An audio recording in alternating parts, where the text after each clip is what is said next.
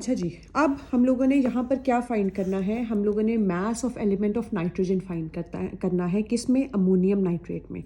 हमने ये फाइंड करना है कि ये जो अमोनियम नाइट्रेट का हमारे पास मॉलिक्यूल है, इसमें नाइट्रोजन की कितनी परसेंटेज प्रेजेंट है।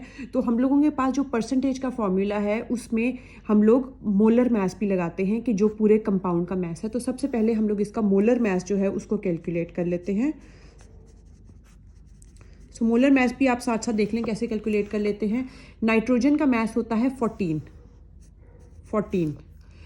अगला जो उसका एडजेसेंट एटम है उसके अंदर हम उसके मास को प्लस करते हैं, तो हाइड्रोजन का मास होता है 1 + 1, और जितने भी नंबर ऑफ एटम्स होते हैं उसके साथ हम उसके मास को मल्टीप्लाई करते हैं। तो हाइड्रोजन का मास 1 है और नंबर ऑफ एटम्स 4 है, तो दैट वुड बी 1 × 4 प्लस अगला नाइट्रोजन है उसका फिर 14 है, प्लस अगला ऑक्सीजन है उसका 16 है, और ऑक्सीजन के कितने एटम्स हैं 3, तो दैट वुड बी 16 × 3।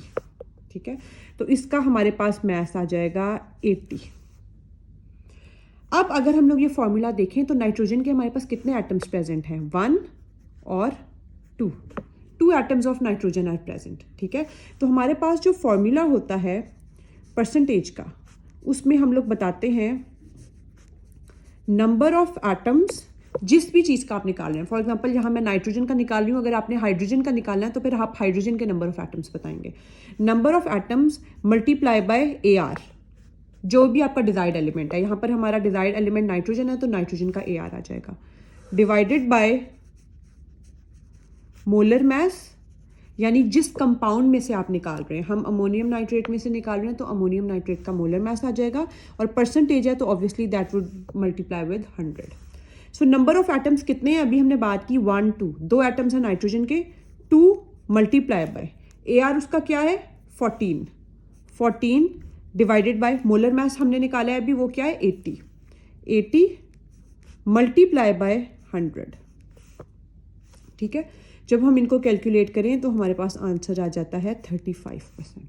तो इसका मतलब क्या है कि for every 100 grams of ammonium nitrate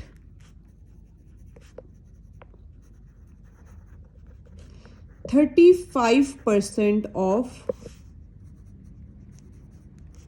nitrogen is present in it.